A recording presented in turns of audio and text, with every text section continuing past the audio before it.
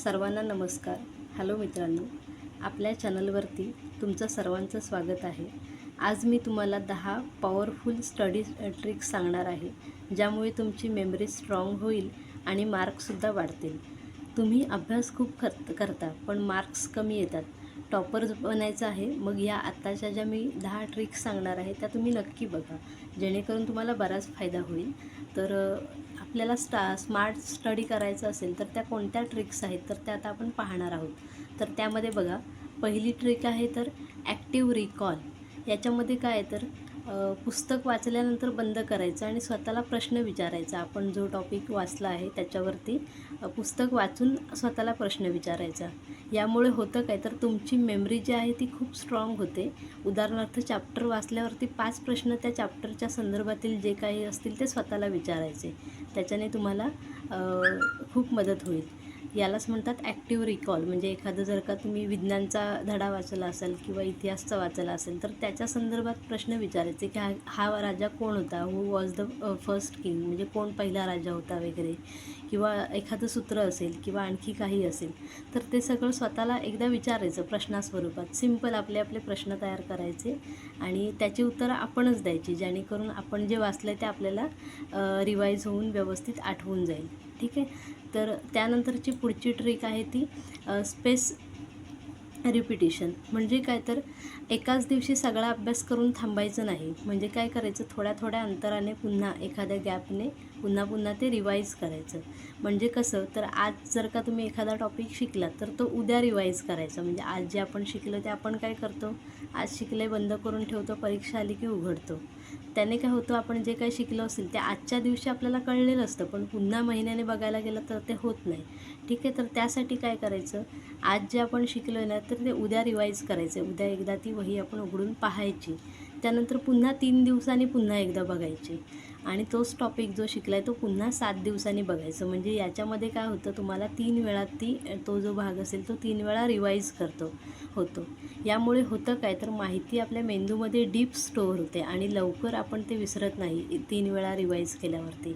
आणि एक्झामच्या वेळी आपल्याला जास्त वेळ अभ्यास करावा लागत नाही. एक्झामच्या वेळी त्याचं उत्तर आहे ते पटकन आठवतं आणि त्याच्यामुळे आपला कॉन्फिडन्ससुद्धा वाढून जातो. अशा प्रकारे जर का तुम्ही स्पेस रिपिटेशन केलात तर ठीक आहे. तर ही ट्रिक अगदी नक्की आवर्जून तुम्ही करा, जेणेकरून तुम्हाला अभ्यासामध्ये फायदा होईल. त्यानंतरची पुढची ट्रिक आहे रायटिंग प्रॅक्टिस. आता आपण जे काय करतो ते बरेच वेळेला काय करतो, फक्त वाचून घेतो किंवा पाठांतर करतो, पण लिहून कधी काढत नाही. ठीक आहे. काही जण काढतात. त्याने काय होतं, जर का लिहून काढला तुम्ही, जे काय आपण भाग लिहिला आहे तो वाचलेला असेल तो लिहून काढायचा. लिहून प्रॅक्टिस केल्याने काय होतं, एक्झाममध्ये आपला स्पीड वाढतो आणि उत्तर नीट आठवतं. कारण आपण तो लिहिल्यामुळे आपल्या त्या स्टेप्स लक्षात आलेल्या असतात, लक्षात राहिलेल्या असतात आणि त्या स्टेप बाय स्टेप आपण जशा तशा लिहून व्यवस्थित पेपरमध्ये लिहू शकतो. ठीक आहे. जेवढं वाचल्याने किंवा पाठांतरामुळे शक्य होत नाही. तर ही आहे. त्यानंतरची पुढची ट्रिक आहे, आपण बघूया फॉर्म्युला रिव्हिजन. आता काय होतं, मॅथ्स किंवा सायन्समध्ये बरेचसे फॉर्म्युले असतात, अगदी जवळजवळ काही तर समान दिसतात. ठीक आहे. तर याच्यामधले जे सूत्र असतात ना, फॉर्म्युले, ते खूप इम्पॉर्टंट असतात आणि ती फक्त एकदा वाचून चालत नाही. तर एकदा वाचली तर तुम्ही होतं काय की एकाच वेळी तुम्ही जर 10-15 सूत्र वाचलात तर ती लक्षात राहतीलच असं नाही. तर रोज ती थोडी वाचायची, रोज ती थोडी रिवाईज करायची. रोज फक्त 5 मिनटं फॉर्म्युले बघायचे. जे काही तुम्ही काल बघितले असेल तेच पुन्हा बघायचे. ठीक आहे. 5 मिनटं जरी पाहिलं तरी ते माइंडमध्ये आपल्या फिक्स होऊन जातात. यामुळे एक्झाममध्ये फॉर्म्युला आठवायला वेळ लागत नाही. म्हणजे आपण रोज ते बघितलेले असतात, त्याच्यामुळं अगदी बरोबर आपल्याला लक्षात येतं आणि कॅल्क्युलेशनमध्ये त्या फॉर्म्युल्याच्या चुका कमी होतात. ठीक आहे. म्हणजे फॉर एक्झाम्पल जर का बघायचं असेल तर एरिया ऑफ सर्कल, अल्जेब्राचे जे काही फॉर्म्युले असतात आपले, ते सगळे वेगवेगळ्या प्रकारचे फॉर्म्युले आपल्याला असतात. ठीक आहे. तर ते रोज तुम्ही सकाळी जर का 5 मिनटं बघितलं तर एक्झाममध्ये लगेच आठवतात आणि तुमचा वेळ वाचतो त्याच्यामध्ये. ओके. तर ही आपली आहे चौथी ट्रिक. आवर्जून याचा स्क्रीनशॉट वगैरे घ्या, ज्या ट्रिक्स आहेत त्या बघा. त्यानंतरची एक ट्रिक आहे मिस्टेक रिव्हिजन. स्लाईड पुढं गेले. 5 नंबरची आपण ट्रिक बघूया. त्या ट्रिककडे आपण एकदा येणार आहोत. एकदम मस्त ट्रिक आहे ती, तुम्ही अगदी आवर्जून कराल ती. तर 5 नंबरची ट्रिक आपण आधी बघूया, पोमोडेरो टेक्निक. आता ही जी टेक्निक आहे ना, ती अगदी स्पर्धा परीक्षांचे विद्यार्थी असतील ते आवर्जून वापरतात. म्हणजे सगळीकडे ही टेक्निक जी आहे ना, ट्रिक ती खूप वापरली जाते आणि मोठमोठे स्टडी करणारी लोकं जे आहेत ना, ते ही टेक्निक आवर्जून वापरतात. त्यामध्ये काय आहे, तर 25 मिनटं आपल्याला अभ्यास करायचा आहे, त्यानंतर आपण 5 मिनटाचा ब्रेक घ्यायचा आहे. आपण काय करतो, 2 किंवा 3 तास, तर मी आता 3 तास सलग अभ्यास करणार आहे, मध्ये आपण उठतच नाही. मग होतं काय, आपला मेंदू खूप कंटाळतो त्यामध्ये. त्याऐवजी काय करायचं, 25 मिनटं अभ्यास करायचा आणि 5 मिनटं मध्ये ब्रेक घ्यायचा. यामुळे होतं काय, तर आपला जो फोकस असेल ना, तर तो टिकतो आणि जास्त वेळ आपण अभ्यास करता येतो.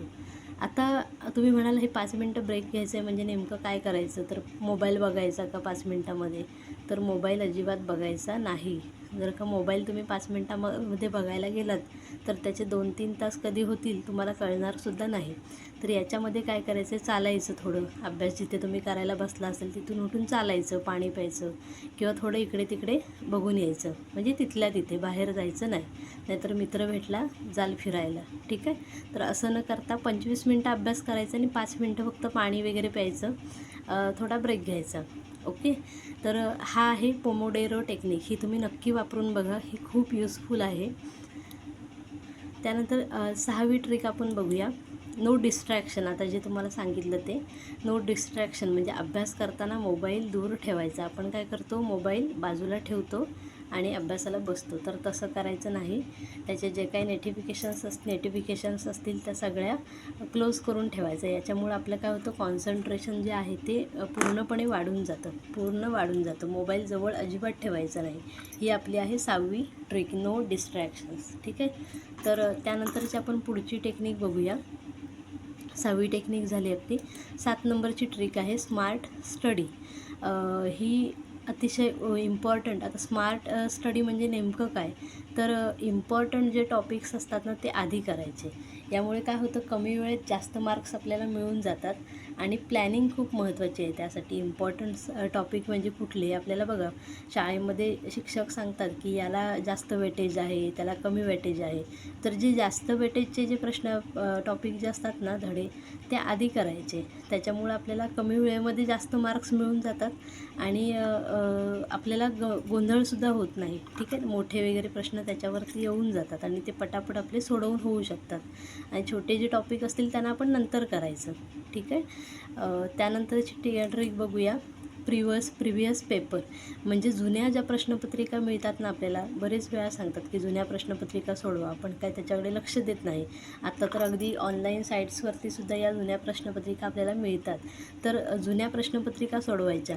एक्झाम पॅटर्न्स त्याच्यामुळे जे काय आहे ना ते समजतं, कसे प्रश्न बदलले आहेत किंवा कसं काय वगैरे ते. आणि त्याच्यामुळं काय होतं, प्रश्नपत्रिकाच आपण सोडवल्यामुळं ॲक्च्युअल पेपरला जेव्हा आपण जाऊ तेव्हा आपला कॉन्फिडन्स नक्की बिल्ड होतो. कॉन्फिडन्स आपला नेहमी त्याच्यासाठी वाढून जातो. ठीक आहे. तर ही ट्रिक तुम्ही आवर्जून वापरा. प्रिव्हियस पेपरचे 5 वर्षापर्यंतचे जरी पेपर सोडवला तरी खूप झाले.